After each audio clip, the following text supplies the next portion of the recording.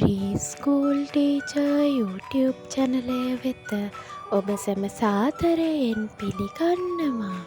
ඉතින් මං අද කතා කරන්න යන්නේ විවිධ ඉරියව් ගැන. ඒ කියන්නේ ඔයාලා කරන දේවල් ගැන. එතකොට අපේ අංග චලන ගැන. ඉතින් පළවෙනි ඉරියව්ව තමයි කියවනවා. පුංචි ඔයාලත් පොත්පත් පත්තර කියවන්න ආසයි නේද? ඒ වගේම දෙවැනි ඉරියව්ව කනවා බොනවා නේද? ඒවත් ඉරියව්. මේ තියෙන්නේ නටනවා.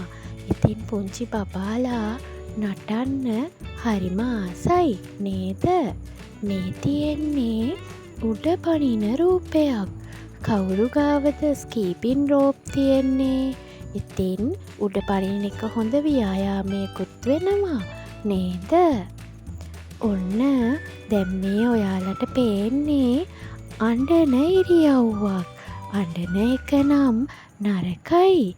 ඒත් ඉතින් මේකත් ඉරියව්වක් තමයි. තමන්ට කරදරයක් වුණාම හිතුනම අපි කවුරුත් අඬනව නේද පුංචි දුවේ පුතේ? ඉතින් ඊට පස්සේ මේ ඔයාලට පේන්නේ හිනා වෙනවා. හිනා වෙන එක නම් හරිම හොඳයි. අපේ ඇඟේ ලේ පිරිසිදු වෙනවා. හිනා වුණාම ලස්සන වෙනවා. දැන් ඔයාලට මේ පේන්නේ හිටගෙන ඉන්න රූපයක්. අපි අපේ පාසල් ගීය ජාතික ගීය කියනකොටත් හිටගෙන ඉන්න ඉරියව්වෙන් තමයි ඉන්නේ. මේ පේන්නේ නිදා ගන්නවා. නැගිටින ඉරියව්වත් මේකටම දාන්න පුළුවන්. ඊට පස්සේ මේ පේන්නේ හරිම හොඳ සෞඛ්‍ය පුරුද්දක්. ඒ තමයි වතුර බොනවා. මේ පේන්නේ ලියනවා. චූටි බබාලා හැමදාම ගෙදර වැඩ කරනව නේද? ඉතින් ලියලා පාඩම් වැඩ කරනව නේද? දැන් ඔයාලට මේ පේන්නේ දුවනවා. ඉතින් ඔයාලා දැකලා තියෙනවද ගම හරහා දුවනවා?